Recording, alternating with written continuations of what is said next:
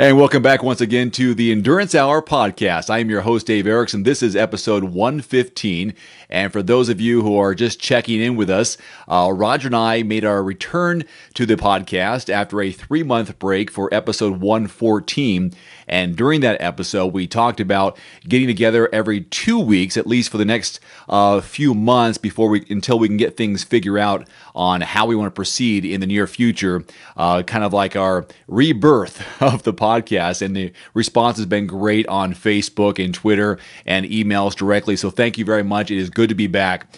So on this new schedule with me and Roger coming back every 2 weeks, I've been thinking about ways to continue to give you endurance-related information or content when Roger and I are not together for the podcast. So this week is special. I saw this on Facebook. Training Peaks was promoting a big live streamed video with chocolate milk ambassadors, or athletes as they call them. Apollo Ono, who is going to be in the Ironman World Championship in October. He also did his first 70.3 in Boise, a race that I was at, and I saw him on the course. He had a great time, by the way. He crushed it. But Apollo Ono, Craig Alexander, and Miranda Carfrey all got together with Training Peaks and did this live Q&A streaming video. And in this, they talked about how they are going to be preparing for the Ironman World Championship in Kona. And the date of the event is October 11th. And as I revealed in last week's episode, I have been asked to come back and provide race week coverage for Ironman. Thank you, Ironman, for calling me back. It's been a long drought of not providing coverage and going to events, as well as race day coverage for Ironman exclusively. So you'll be able to see my coverage on Ironman's YouTube channel as well as their other social media platforms. So I'll be there. As you also know, Roger qualified once again to go back to Kona after a 15th overall finish at Ironman Canada about a month or so ago. So great to be back in Kona with Roger here in October. So this streamed video is all courtesy of Training Peaks. Again, featuring Apollo Ono, Craig Alexander, and Miranda Carfrey. We're going to play that for you. And for those of you who are also recognizing what we're doing now, we're also doing a video podcast. So it's kind of a simulcast. We're doing an audio version and a video version. And you can see this entire video version on our YouTube channel. It's /SBR vids. Just go to our Facebook page and you'll be able to see links to that as we give you previews of the upcoming episodes of the Endurance Hour. And we also, of course, have endurancehour.com. You're welcome to send us emails anytime to endurancehour@gmail.com for direct questions or comments or feedback on our episodes. So without further ado, here is that live streamed Q&A with Training Peaks. This was filmed on Thursday, July 31st. Enjoy. All right, hi and welcome. Thanks for joining us here at the Training Peaks headquarters in Boulder, Colorado, and thanks to everyone joining via live stream, tuning in. We're very grateful to have you all here for Training Peaks Live. My name is AJ Johnson, and I'll be your host. Tonight, I am joined by 3 incredible world-class athletes, each on their own personal journey to the 2014 Ironman World Championships. First, we have Apollo Ono. Now, most of you probably know Apollo from the Winter Olympics in short track speed skating. He is the most decorated U.S. Winter Olympian. He has 8 medals over the course of 3 Olympics. What you may not know is he also ran a 3:25 2011 New York City Marathon. And this year, as part of Mission Apollo, he is taking on the Ironman World Championship. So, good luck to you. Along the way, he is being mentored by Craig Alexander. Most of you know him as Crowie. Crowie is the 2-time half Ironman and 3-time Ironman world champion. He's also the course record holder in Kona. And one of Apollo's training partners is Miranda Carfrey. Miranda is, of course, the 2-time and current defending Ironman world champion. So we're just going to have a nice chat about Mission Apollo and what it takes to reach your dreams. And for any of you joining us, you want to join in the conversation, you can jump in on Facebook or Twitter. Use the hashtag AskTP, and we'll get to some of those questions at the end. So first question I have is for you, Apollo, and I think it's the question that everybody here wants to answer, and that is, why are you taking on this challenge? Because I can't think of 2 more opposite sports than short track speed skating and Ironman, and particularly Hawaii. So what is drawing you to this challenge? Well, I was retired for 4 years.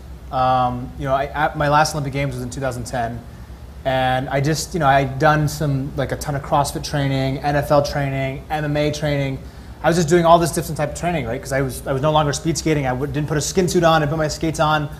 So, you know, naturally being an athlete who spent 15 years of his life looking like a T-Rex, basically like no upper body and all quad, like massive quad, like lower body. You know, the first thing that any speed skater does, we just go to the gym and start like doing like basically bicep curls, right?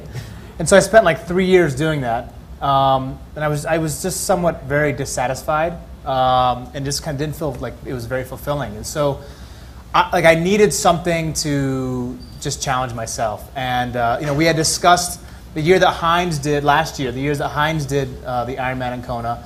I was talking with them about possibly doing it. My schedule didn't make sense. I was traveling to Asia every like 30 days, and I don't think mentally I was ready to commit. And so this year we started talking about it again. And you know, I grew up watching the Ironman and kind of thinking like this is the most inhumane thing on the planet. This is like these guys are not from Earth. And you know, me being a sprinter, like a 40-second athlete, it just seemed, I don't know, something very much out of my reach. Although we do like my endurance world is a race called the 1500 meters. It lasts 2 minutes and 15 seconds, and then I need a 20-minute break, literally. Like I'm just, you know, once my wheels fall off, like I need a pull pit crew to put the wheels back on. And so you know, I looked at triathlons, and I grew up swimming, but never really thought that it was something that I could really take on. And the challenge would just seemed so daunting to me at the time. You know, I was a lot heavier, and I was like, you know, this seems like something that is kind of right up my alley. Just very difficult. It's me against myself. Obviously, there's tons of other competitors there, but I think triathlons in general, although you're racing to win, you know, like these champions, but especially like someone like myself, like I'm not going to even come close to the winning time. But it's really about how far I can push myself. And so, you know, I'm 32 years old, and I'm looking for the next challenge. And this, to me, is like the ultimate, the most coveted endurance race in the world. And obviously, there's some that are, you know, people say is more grueling, but this is the one that kind of the spotlight is on. And what better place to be in Kona, Hawaii? So I'm very blessed and lucky to have a slot and have a space to be able to go and compete. And you know, it's been a journey so far. So, yeah. Well, good luck.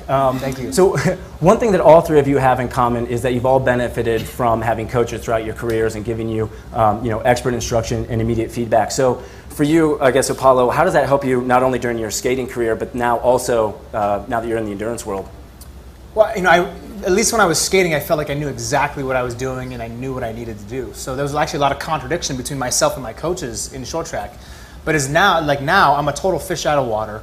And so like, I just asked the most basic questions. You know, I was talking to Crowley, I was like, do you eat a lot of carbs? You know?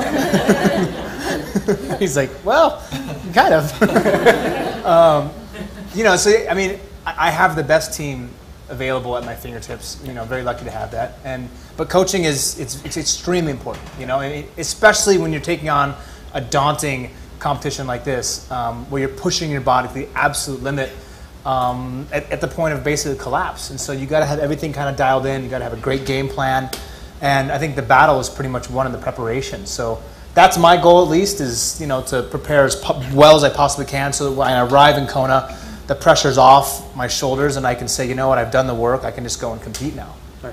So Marinda, you've worked with Siri Lindley both times that you won Ironman. So how much has having someone like her contributed to your success? It's key, as Apollo said, having that coaching support and having that, you know, person helping you dial everything down, so that, you know, you're dotting your I's, you're crossing your T's, you know, making sure that you're getting everything done leading into a big race. I mean, I've been working with Siri for like 9 years now, maybe 8 years, and yeah, I've won 3 world titles with her. I think it's more than just writing programs, for sure. It's also, you know, that, you know, mental support, or that not necessarily like mental support, but more just having that encouragement and moral. And, yeah. Well, yeah, just and having, you know, someone that's got your back no matter what. So yeah, I mean, having a friendship and a coaching relationship is, I think, really important when it comes to triathlon, because this sport is really tough, and and you have emotional highs and you have emotional lows. And I think the main thing when you're getting ready for Kona is to make sure you're mentally ready to tackle that event. And if you're in the right mindset, then you enable your body to perform at hopefully the with what the best you have. So Craig, how much fun is it for you now to be the mentor to someone like Apollo, who obviously incredibly talented athlete, but he's still relatively new to endurance training. So how much fun is it for you to be giving him the advice and being there for him? It's a lot of fun. It's obviously a different perspective, and to be honest, Paula Newby-Fraser is steering the ship, and we're lucky to have her. I mean, for me, I'm learning about coaching from her while we're trying to coach Apollo, and obviously she's won Kona a million times. I've never really had a coach. I've had different people I've worked with from time to time, but I've been self-coached. My wife thinks I'm uncoachable, so that's probably why I've never had a coach. But I've been lucky. I've had some of the greatest athletes that triathlon has ever seen as friends. McKeely Jones is one person who, when I stepped up to Ironman racing, I called her and asked her about nutrition and training, and that's more how I've done it. So for me, it's been a learning curve. Paula's definitely quarterbacking the whole thing. I've really enjoyed my time hanging out with Apollo. He's a phenomenal athlete. I mean, we went out to Boise for the 70.3 out there, his first triathlon, and it was an eye-opening experience, I think, for him. But he was in the first 10 amateurs off the bike outright, and when I flew into town, Paula and I got in the car and we drove behind him, and he's just a natural on the bike. Obviously, that leg strength and the core strength.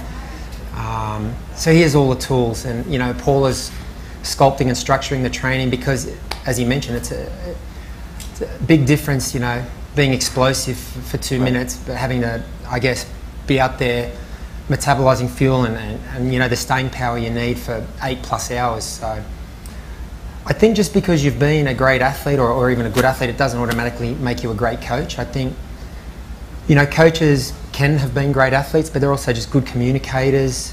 They know the sport well. They have a lot of experience. They know the science, but they know how to apply it in a real sense. And I think Paula brings all of those things to the table. So I'm enjoying helping mentor Apollo, but the truth is Paula's doing a great job, and she's really steering the ship, as she did with Hines last year. And I think he did 12 or 13 hours, which was amazing because, once again, he was an explosive athlete, a sprinter. And I remember chatting to him before the race in Kona, and he'd said that he'd never, throughout his whole football career, the longest he'd ever run continuously was a mile. So daunting challenge, but I think no one better to have in your corner than Paula. But it's a lot of fun. It's a lot of fun. I like mixing with great athletes, special athletes from other sports. I think there's a lot of similarities, even though the sports are different. And so far, it's been a lot of fun. I got a feeling you've given him some pretty good tips, though. So don't sell yourself short there. So Apollo, when talking about the training, is there anything that when you first started you thought, I'm going to be pretty competent at this and maybe struggle at that? And did any of those kind of flip-flop, or did it kind of come to you as you thought it might when you first started? I knew for me running was going to be the biggest issue, or at least the biggest challenge. I felt like biking, I could somewhat kind of muscle through it, but after Boise, just doing the half, for me, that was my eye-opening experience where I was like, wow, I need to take this seriously or I will not finish, Well, you had a great time for someone who didn't take it all too seriously. Yeah, but you didn't see my beginning of my run. Crowley did. He's like, all right, listen, man, you got to pick it up. The woman next to you, she's 73. Time to move. I was like, well, she's very sweet. We're having a good conversation. Yeah. So it was a big, my legs are just, when they get tired, I'm dead. So I'm learning how to essentially just become more efficient at running. I grew up swimming till I was like 11 or 12, so at least that's innate. It's somewhat natural to me.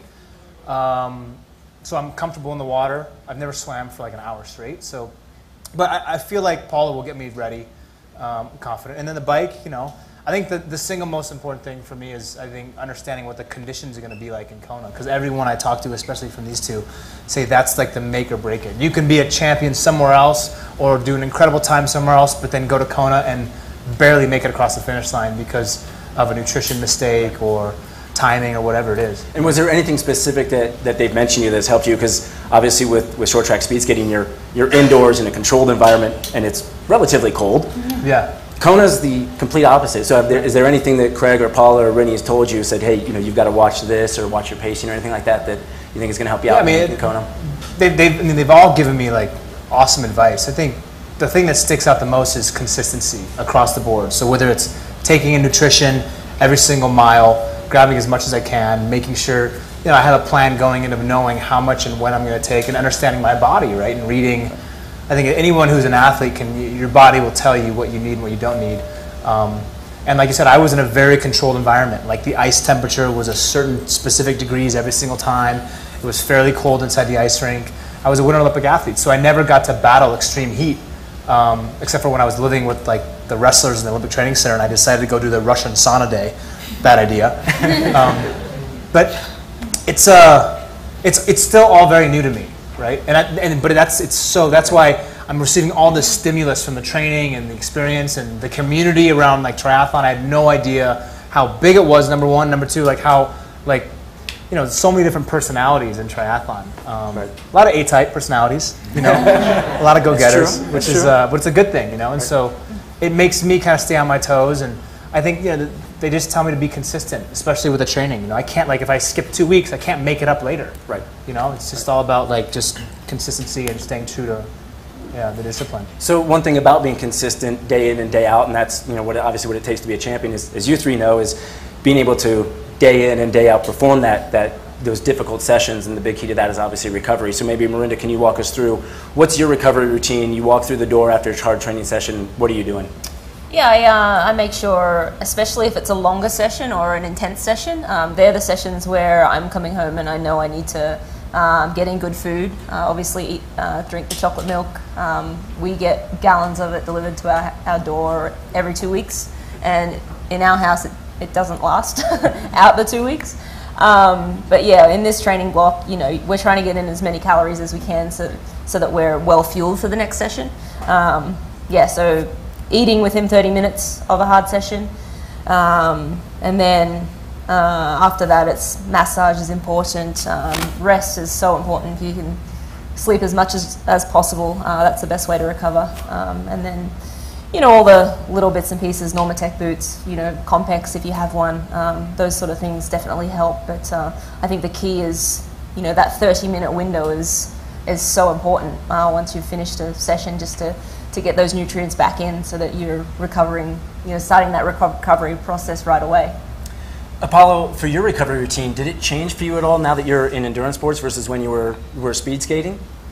I think the fuel changed a little bit, but for the most part, the timing was the same. At the peak of my career, I would carry my own food with me to make sure as soon as I was done training, I was consuming and drinking the proper nutrients. So I had the right blend of carbohydrates and proteins immediately, so I could start recovery right away. Right. Yeah. Craig, you've always been talking about preventive measures to keep yourself in shape, and for you've done a series of things. So, what have you done that's allowed you to be at the pinnacle of your sport in addition to recovery? I think the main thing, as Rennie said, eating and sleeping are the two most important things you can do to help your body regenerate and replenish. And it doesn't have to be eating after either. You can start the hydration before and even during sessions.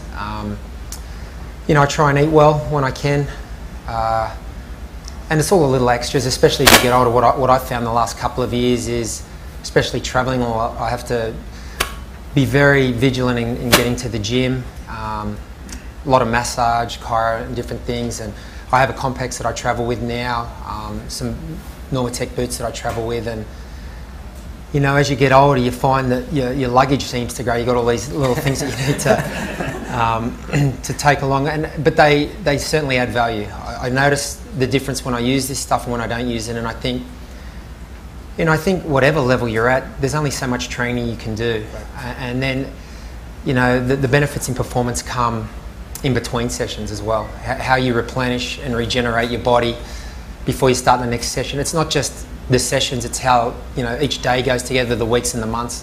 It's the whole picture, the whole jigsaw puzzle. And I've always been a big believer in getting to the gym and working on core strength. I think having a good technique is not only a performance benefit, because we're in a sport that's about efficiency of movement, repetitive motion. You want to be as efficient as possible, but I think when you move the right way, you're less inclined to get injured as well. So I think it's dual purpose going to the gym. So yeah, I still do all those things. As you get older and you have kids, you find you have less time to do the things that you used to do, and your flexibility tends to get a little worse, and that's the time you really need to be doing it. But the great thing about our sport is I think there's a lot of things that you can do to really help improve your performance.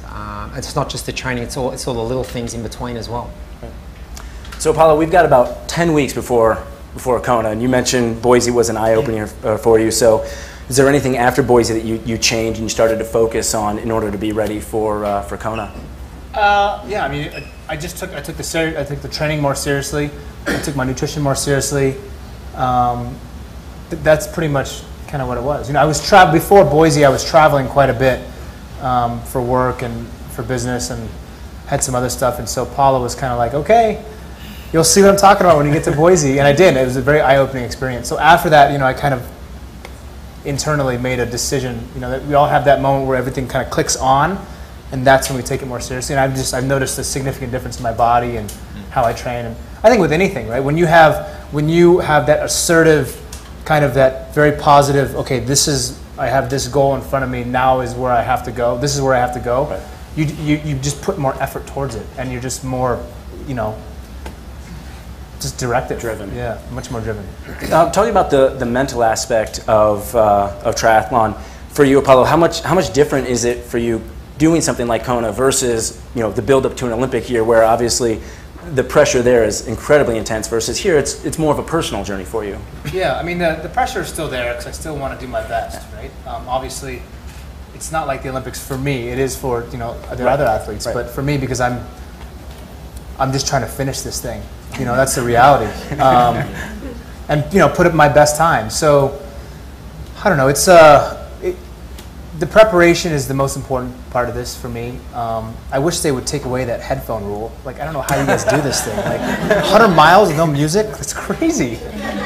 Like no music on the marathon? What do you do? I was like, what do you guys think about? And he's like, well, yeah. So it's a mind game. Yeah. This sport is a total mind game, and it's about being in that. People who are in this sport, they call it that uncomfortable position, but basically you are in this box of pain, and you're just sustaining it for hours upon hours. And the guy who sounds very sexy, right? Yeah, it's like, now I want to do this thing. So what did go through your mind where you're out in Boise? Like, you're halfway through the bike. What's going through your mind? You're saying, I wish I had my headphones right now. No, I was just in so much pain. So I guess that's part of it, right? I went way too hard on the bike. I flogged myself on the bike. I probably should have drank more water and took more salt in. And I remember, in Boise, we do 2 laps, right? And so, there's a mile marker for like mile 3, and then also like, one that's whatever, mile 8 or whatever. So the first 2 miles, for me, I was like, there's no way that was only 2 miles. So I got to mile 3, I swear it was like 7.5. I had to ask like 4 people. I was like, are you in the first lap or second lap? He's like, first lap. Is this right? He's like, yeah, you're only at mile 3. And I was like, oh my gosh, I need to call Uber. This is ridiculous. Yeah, because you're not used to grabbing a gel or a bottle of water or a short track speed skating. You don't have to worry about that. I got 40 seconds. I don't need to grab anything. Yeah, right. It's totally different for you. Yeah.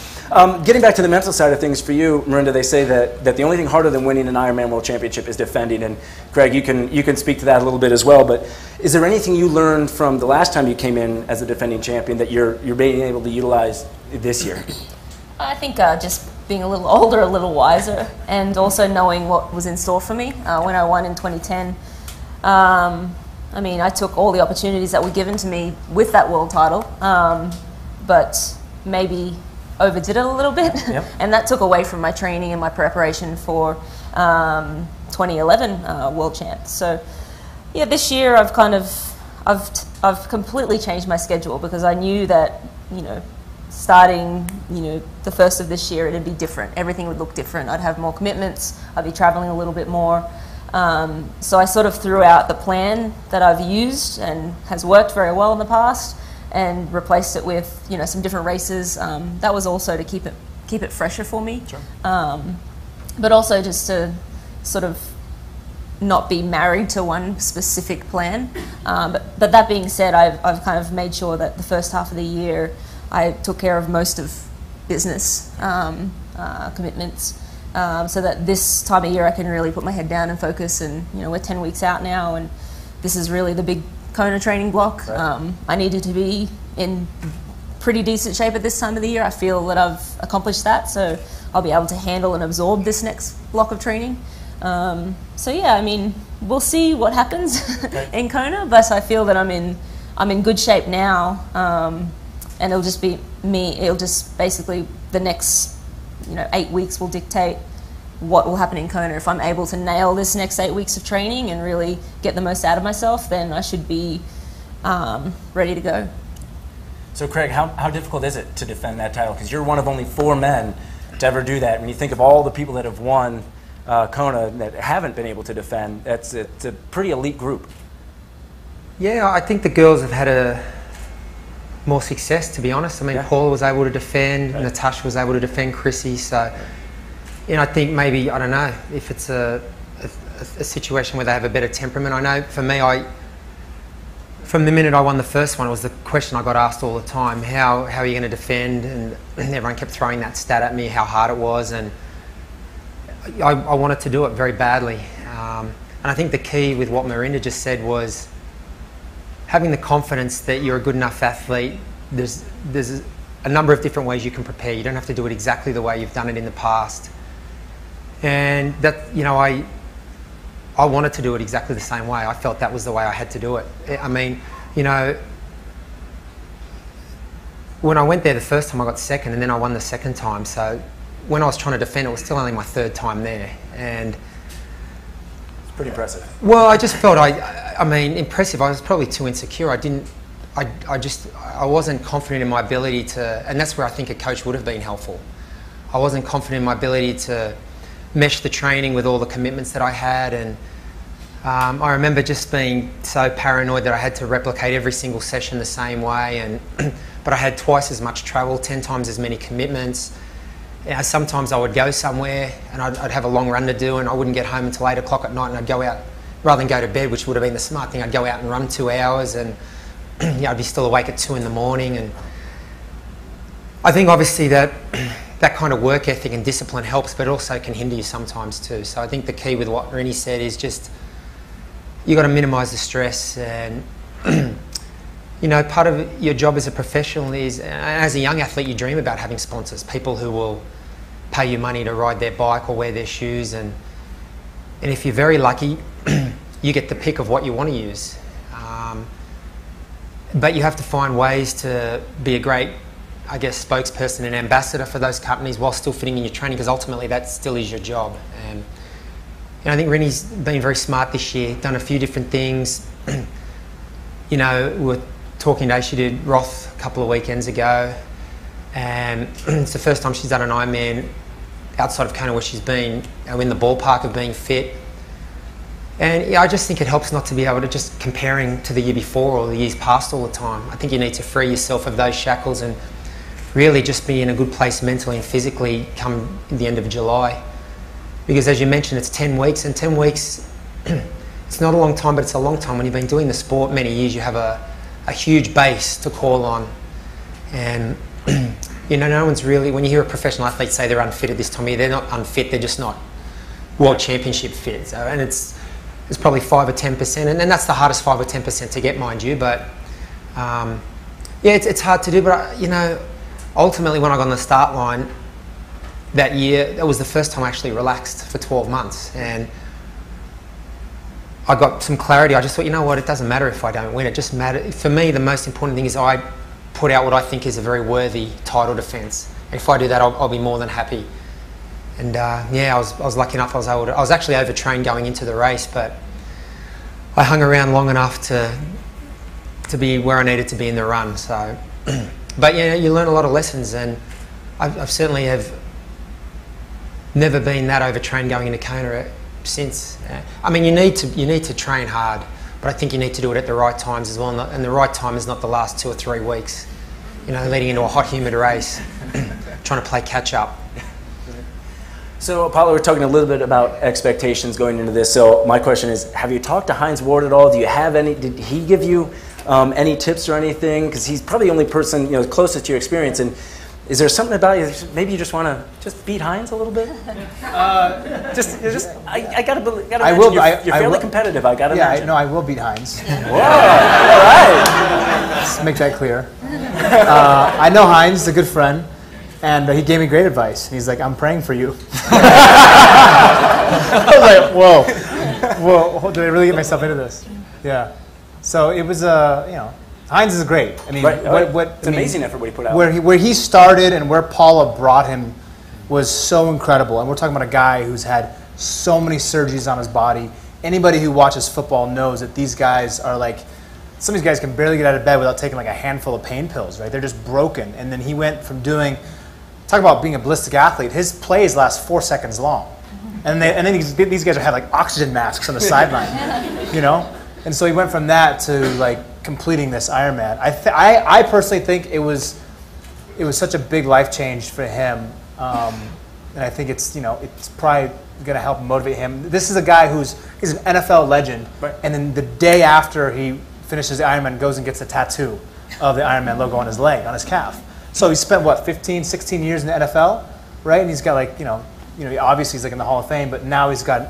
So that's how important it was to him, and so that to me was like, wow.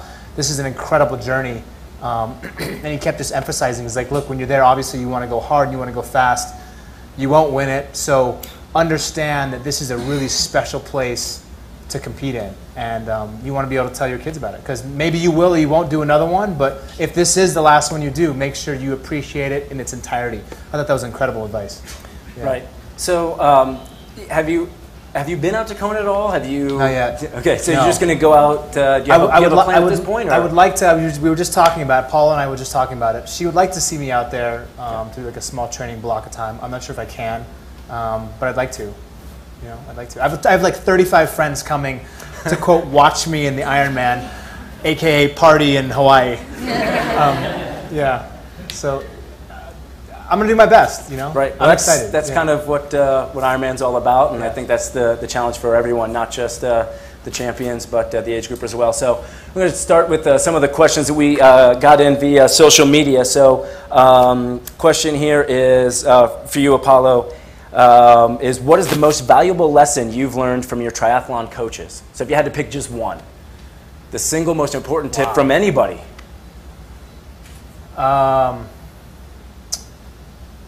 They all kind of say that all the, I mean, look, I've got Paula, Rini, Crowe here. I mean, the living legends of the sport. And they all, I think collectively, they all kind of say the same thing, is that to the consistency and the belief in the consistency of the training. Sometimes you can't get in exactly what you want to get in, but the fact that you're doing something every single day towards that specific goal is going to pay off in the long run, rather than doing these like ups and down, peaks and valleys of training. Which is what I'm used to as a sprinter, right? We go really hard for like a day or two, and then we back off for like 3 days. And this is more kind of like a real clear stepping stone. And how have you been able to handle that with like the travel and all the other commitments? So when you have a day where something's on the calendar and due to some other various commitment, are you the type that just, I can't get in that hour-long run, so I'm just going to go do 30 minutes on a treadmill down in the hotel? Yeah, I mean, it comes to that. When I first started out, I was very relaxed about it. I was like, well, I don't really need to do a 2-hour bike ride in a stationary. It doesn't really make a difference. And now I feel like I'm becoming much more OCD with my training. I travel here, I call Paul, I don't know if I can get the full 65 minutes in. What if I just do 58? And she's like, are you kidding me? This is like ridiculous. Type A. Yeah. So that switch is turning on. But yeah, it's the travel is difficult. That's just the bottom line. Because you're tired, you're changing time zones. Being in a plane, there's Do you so travel many with a bike? Not yet. Okay. Yeah, I mean I have, but not consistently. I don't go long enough to places to really kind of break down a bike, and so I usually save my running and swimming for when I start to travel. Okay. Because you can run anywhere, whether it's rain, snow, it doesn't matter what's going on outside. You just put your running shoes on. If you have the right gear, just go out the door. That's the beauty of running.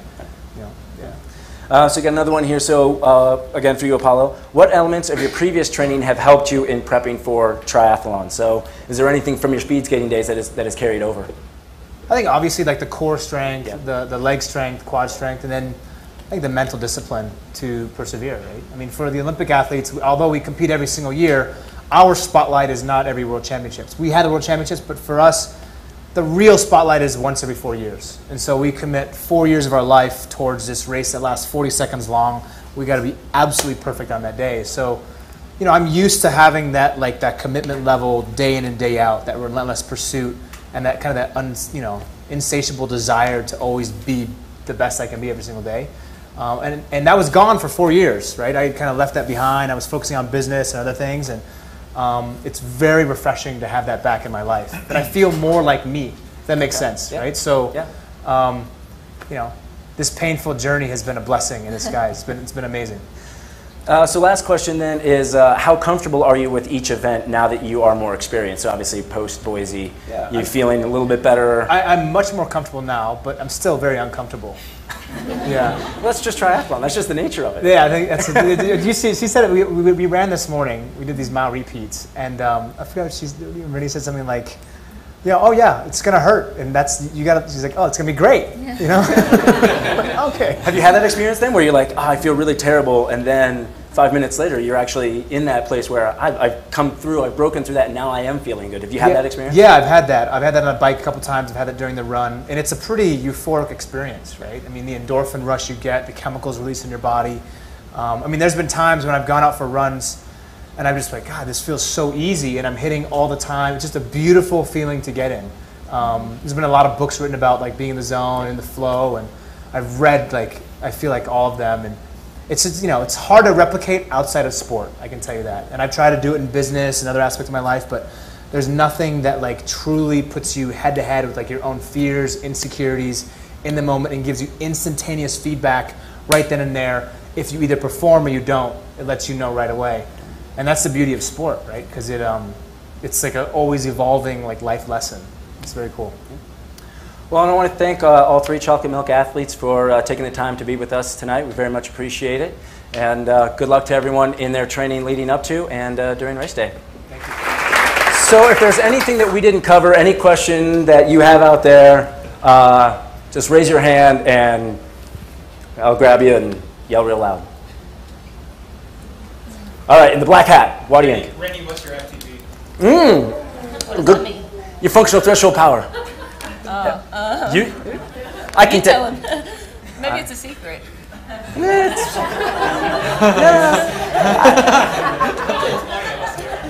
Yeah, I guess my guess would be probably around 250, 260, I would say. Now, the thing you have to realize is that it's not just FTP, it's watts per kilo, right? Yeah, watts per kilogram are the thing, and 118 pounds. See, she's not insecure about it at all. So that's the thing is, we know that for the pro men it's about 4 watts per kg, and for the pro women it's about 3.3 to 3.5, and that's the best way to do apples and apples. And I guarantee you she's hitting that on maybe not right now, but on race day, for sure. All right, so I'll just repeat. So if you didn't hear, so real quickly, his question is basically, how in the world did you go 13 minutes faster than ever before in 2011? Yeah, I think there was 2 things. The year before, obviously I won in 08 and 09 on the run. And I think in 2010, my competitors got together and came up with a plan which worked.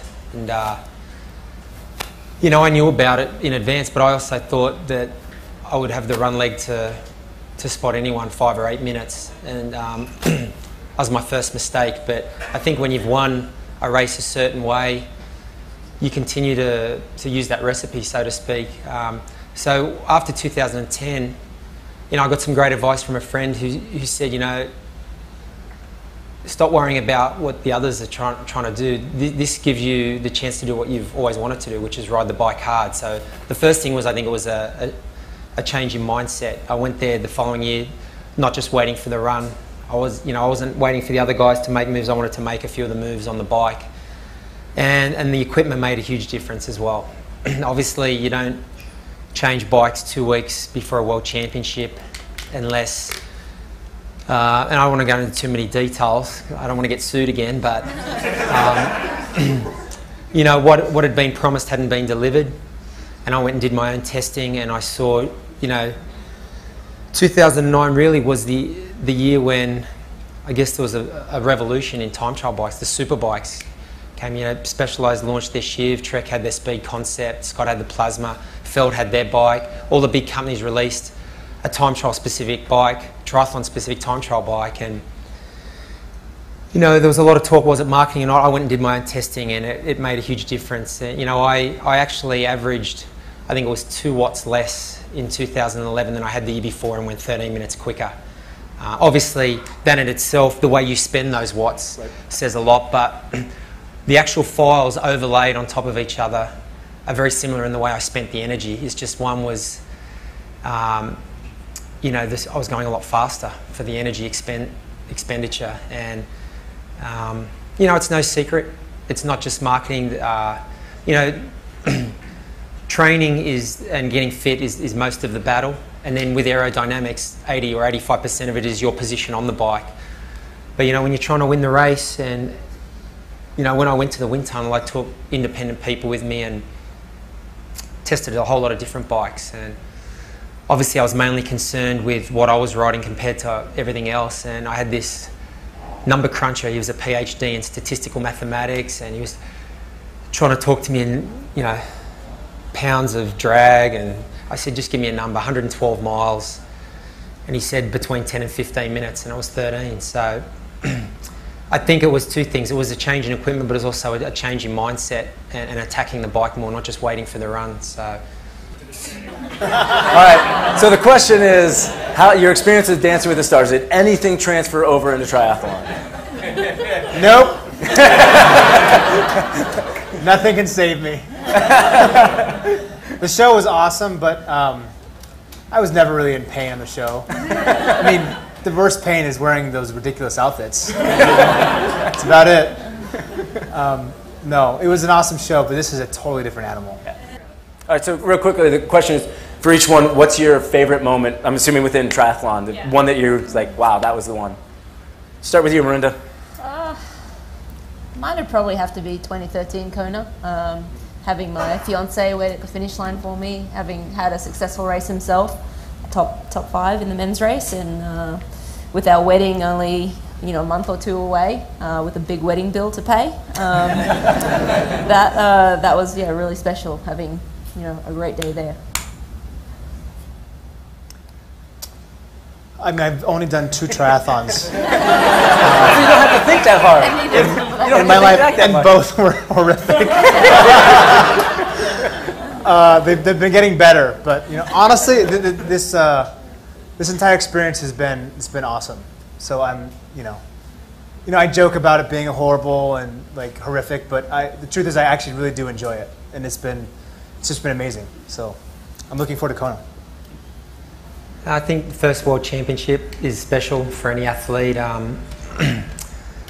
On a personal level though, you know, I've never really raced for money, but I won a race in 2005, which at the time was the largest prize purse in the history of the sport, and we had an 8-week-old daughter, and you know, I was sick of hearing friends and relatives ask me when I was going to get a real job, and so, as you know, as a father, I had that pressure. Yeah, it's one thing when you're doing it for yourself. I think when your family comes along and gets involved, there was certainly another level of pressure. So winning that race was very special, actually, because it paid our house off back home, and we put a lot of money aside for our daughter, and just enabled us to travel as a family. So. All right, so the question is basically, when you're having a terrible day on the bike or run or swim, whatever it is, what do you say to yourself to get yourself through that session and make it a positive one?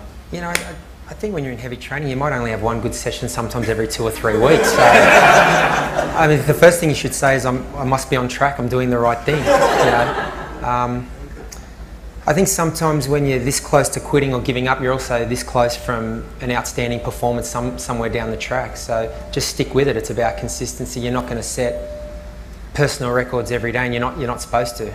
You know, the way training is, you're overloading and subjecting your body to different stimulus and trying to get those adaptations, and sometimes you don't see the fruits of that too often, and it is discouraging, but you just got to stick with it.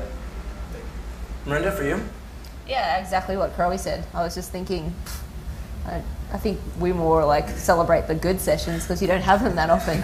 So there's so many bad sessions, it's almost like it's, you know, it's an everyday routine. Okay, this session sucked. What am I going to have for lunch? it's just part of it. All right, so the question is, after a really long, hard weekend of training, favorite food? What are you going for? What do you reach in the fridge? Let's start with you, Apollo. I usually don't eat at home. Like for my favorite foods. I go out with friends and I try not to gorge myself like I did. I learned that lesson before Boise. But I love food, so like, anybody who follows me on Instagram, like half of it is food. I apologize in advance if you check it out. It's disgusting. Greg, for you? Oh, anything. I mean, I love pizza, chocolate, donuts. I eat healthy too, though. Anything in moderation. You know, I've been doing it 20 years, so you've got to enjoy it as well. You know, I think so long as you're fueling your body and recovering the right way, it doesn't hurt to have a glass of wine if that's what you want. Have a beer. I don't mind having a beer at the end of a hard training day, or a pizza, margarita. An entire pizza? Yeah, why not? All right, Miranda, for you? One of the things Crow used to always say, still does always say, is if the furnace is burning hot enough, anything will burn. So I think, champion advice. I didn't think anyone was listening. I listen to you, Crowy. Pretty much, I mean, when you're training this hard, 30 plus hours a week, I mean, I come home and I'm like, what do I feel like? I eat whatever I want. Nothing's off limits, pretty much. Burgers, pizza. I love burgers and fries after a race. Big margarita. We drink a lot of wine at our house too. But yeah, when you're at this level and training so much, it's more about keeping the weight on. So you're trying to eat as much as possible to try and keep that slight layer on. Once you dip under that, weight threshold, whatever that is for you, you open yourself up to injury and certainly sickness. I get, run down and colds and so forth. So I found if I'm like an extra pound in my training block, if I can hold that on, then I'm less likely to get sick and, I can get more training done. So. Yeah. Not a problem for me.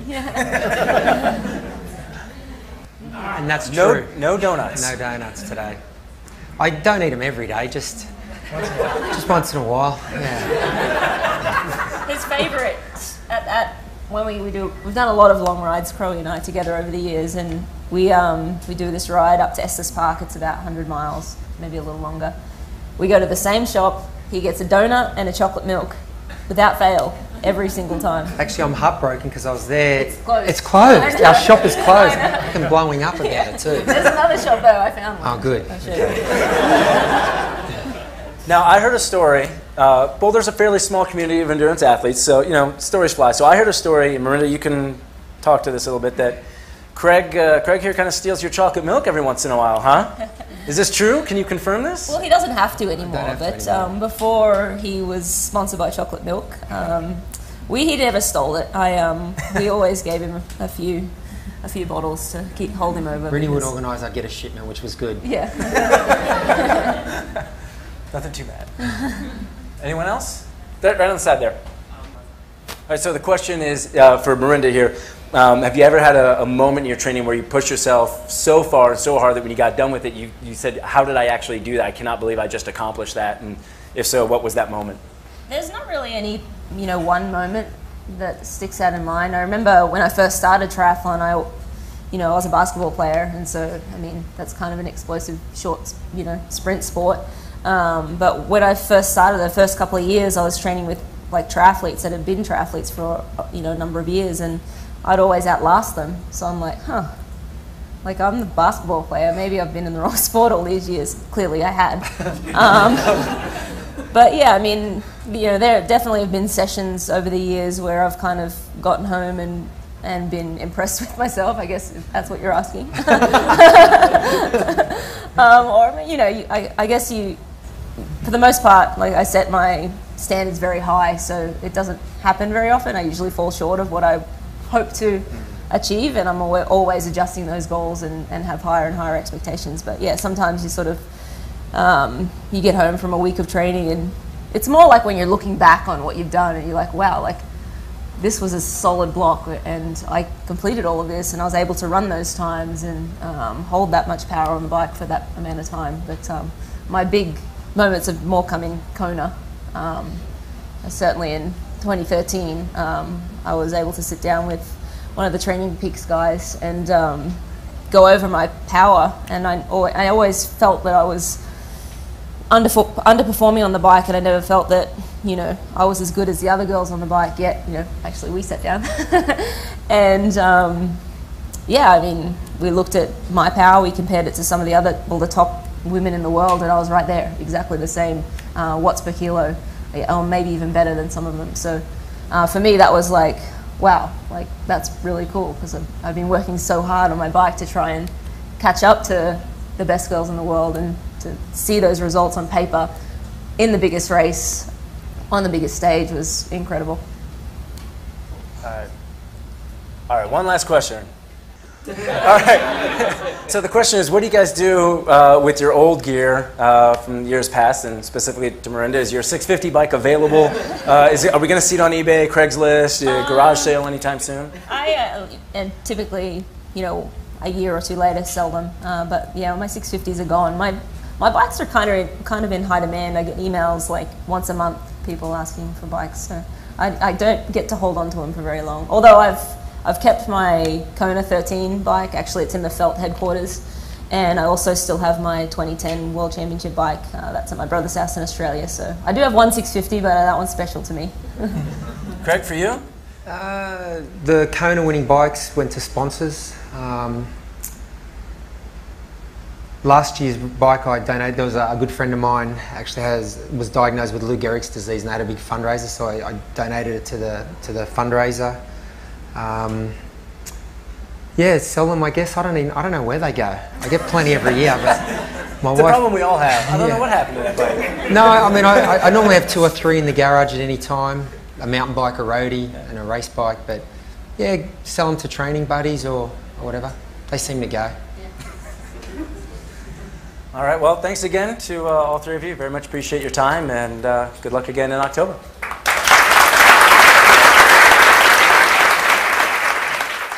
Again, all credit goes to Training Peaks for providing that content.